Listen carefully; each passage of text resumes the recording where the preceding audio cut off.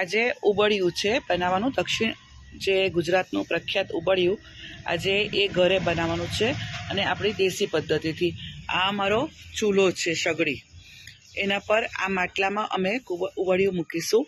અહીં મકઈ, આ કાળાવાલની પાપડી, શક્કરિયા, કન, બટાકા અને અહીંની જે પ્રખ્યાત ઉંબાડિયા માટેની જે ભાજી આવે, કલરની ભાજી, એની સ્મેલ ખૂબ સરસ આવે અને એને કારણે ઉંબાડિયું ખૂબ ટેસ્ટી લાગે. તો એ ભાજી આપણે નીચે માટલામાં પાથરીશું. આ મેં ચટણી બનાવી છે, જે રવૈયું ભરવા માટે, બટાકાનું રવૈયું ભરવાનું છે અને વધે એ પાપડીમાં ને એમાં આપણે મિક્સ કરવાનું છે.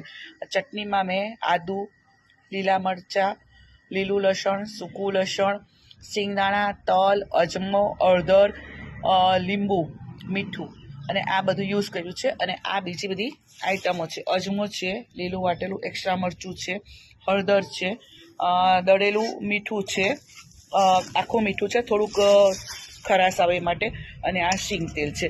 આ બધી વસ્તુ ભેગી કરીને આજે આપણે સરસ મજાનું ઉંબાડિયું બનાવીશું અને આપ સૌને આમંત્રણ છે કે પધારો ખાવા માટે. મીઠું, અજમો, હળદર,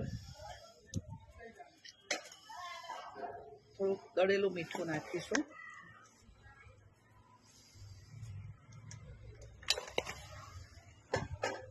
આ થોડીક ચટણીને આપણે આ રીતે રવૈયા ભર્યા છે બટાકાના, એ ચટણી પણ આપણે થોડીક આમાં નાખીશું ટેસ્ટ માટે.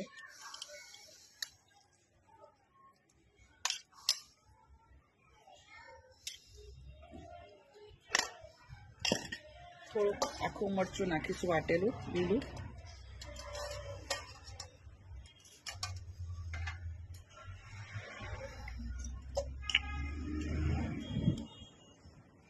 તેલ નાખીશું આપણે, એટલે આ બધો મસાલો પાપડી પર ને બધા પર સરખી રીતે મિક્સ થાય અને પછી આપણે એને આ રીતે મિક્સ કરી દઈશું.